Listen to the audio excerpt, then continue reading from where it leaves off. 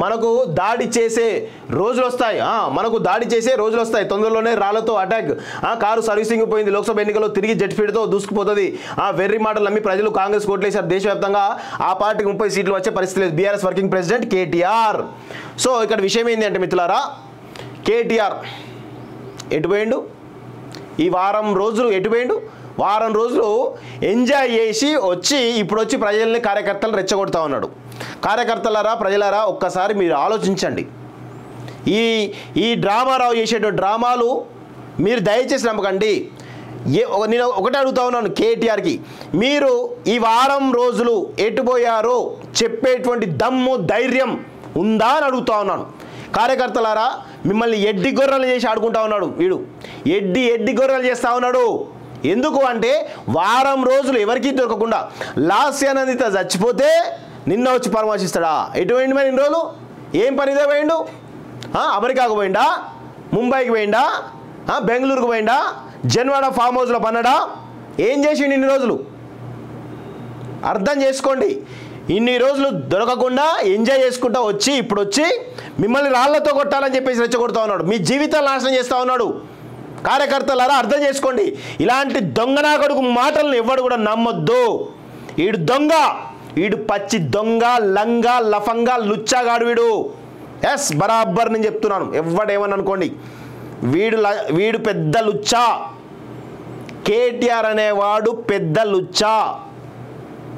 మిమ్మల్ని వాడుకుంటున్నాడు, రెచ్చగొట్టి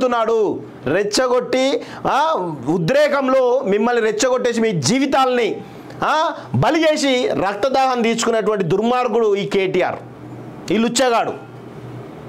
ఎన్ని రోజులు ఎటువంటి మరి అడుగు కార్యకర్తలారా, మీరు అడగండి, ఎక్కడున్నాడు ఈ వారం రోజులు? ఎక్కడున్నాడు? ఎందుకు మీకు తెలియదు? ఒక ప్రజాప్రతినిధి కదా, ప్రజల్లోనే ఉండాలి కదా, ఎక్కడ పోయినా తెలవాలి కదా, ఎందుకు తెలుస్తలేదు? ఏం చీకటి కోణం ఉంది? తాగినవా, ఇంకేం చేసినావు, ఎంజాయ్ చేసినావా, ఫ్రెండ్స్తో బయటికి పోయినావా, లేకపోతే ఎవరితో బయటికి పోయినావు, ఎటు పోయినావు? చెప్పేటువంటి దమ్ము ధైర్యం ఉందా అని చెప్పేసి నేను అడుగుతా ఉన్నాను. చెప్పాడు అసలు విషయం వేరే ఉన్నది, చెప్తే పరుగు పోతుంది ఇది. నెక్స్ట్, ఓవర్ కాన్ఫిడెన్స్ కొంపముంచింది, కార్యకర్తలు సైతం పట్టించుకోలేదు, అధికారం లేకపోవడంతో అనేక ఇబ్బందులు, కాంగ్రెస్కు ఓటేసి తప్పు చేసామని ప్రజలు బాధపడుతున్న మాజీ ఎమ్మెల్యే మర్రి జనార్దన్ రెడ్డి అట. మర్రి జనార్దన్ రెడ్డి కాంగ్రెస్ నుంచి మల్కాజ్గిరి టికెట్ ట్రై చేస్తున్నాడు.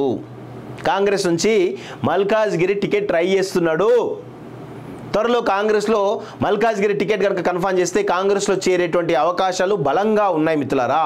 ఇప్పటికే ఒక సర్వే అయిపోయింది, ఆ సర్వేలో చూసుకున్నాడు కాంగ్రెస్ పార్టీ పరిస్థితి ఎలా ఉంది, నా పరిస్థితి ఎలా ఉంది అనేది ఒక సర్వే చేసుకున్నాడు.